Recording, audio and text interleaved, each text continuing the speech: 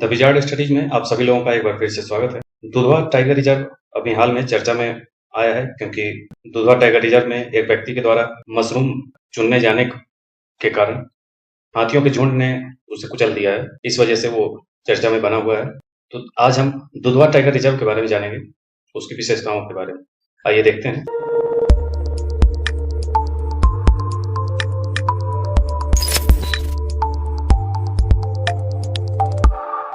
यह है Dudhwa tiger reserve. यह उत्तर प्रदेश के लखीमपुर खीरी जिले में भारत नेपाल सीमा पर स्थित है।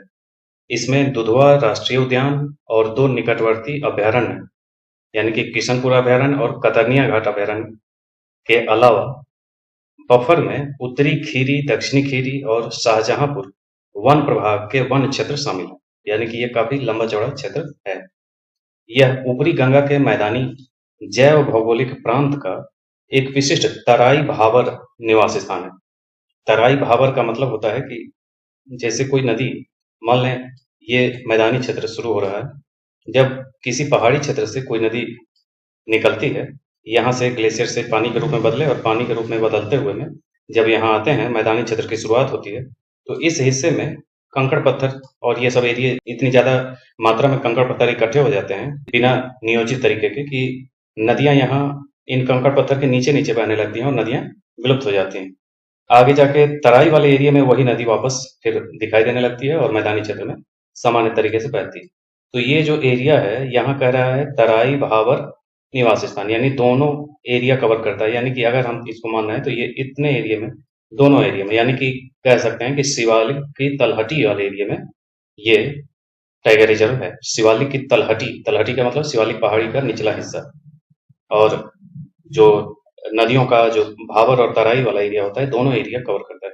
आगे देखें कि यहाँ से शारदा नदी किशनपुर वन्य जीव अभयारण्य से होकर बहती है। तो शारदा नदी किशनपुर अभयारण्य से होकर बहती है।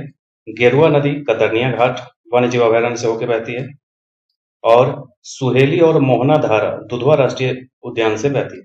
तो यह सभी विशाल घाघरा नदी की सहायक नदियां हैं। तो ये आपको याद रखना होगा, ये सब एग्जाम में आते रहते हैं।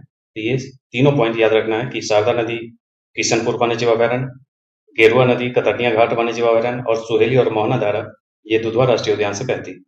यहाँ की वनस्पतियों में देखें तो यहाँ की वनस्पतियां उत्तर भारतीय आर्द्र पर्णपाती प्रकार की हैं।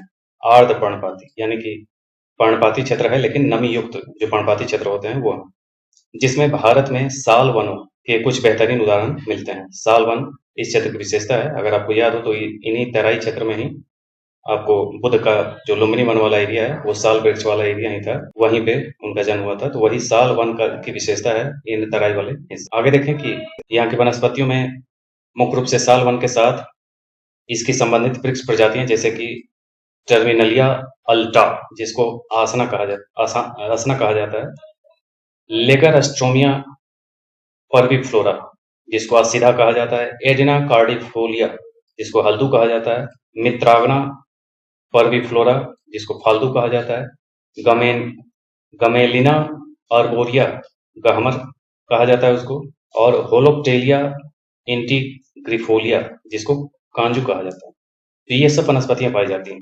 जीव जंतुओं में देखें तो यहाँ के स्तनधारियों में गुलदार, बाघ, मछली पकड़ने वाली बिल्ली, बंदर, लंगूर, नेवला, छोटा भारतीय नेवला, छोटा भारतीय सीवेट, सियार, ये सब इसकी स्तनधारी प्रजातियों में है। पक्षियों में यहाँ प्रवासी पक्षी आते हैं जैसे कि डबचिक, स्पॉट बिल्ड पेलिकन, बड़ा कॉमोरेंट, छोटा कॉमोरेंट, ग्रे हेरोन, सफेद सारस, काला सारस, सफेद आइबिस। तो ये सब यहाँ पक्षियां हैं जो प्रवासी पक्षियां और स्थानीय पक्षियां सब मिक्स हैं।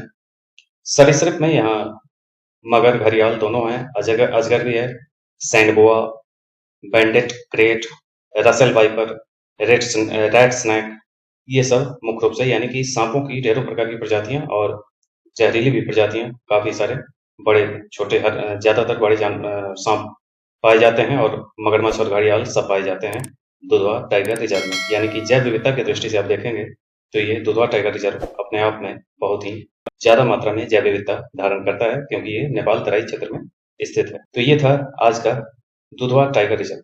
मिलते हैं इसी ढंग के अन्य वीडियो के साथ। आज के लिए इतना ही। धन्यवाद।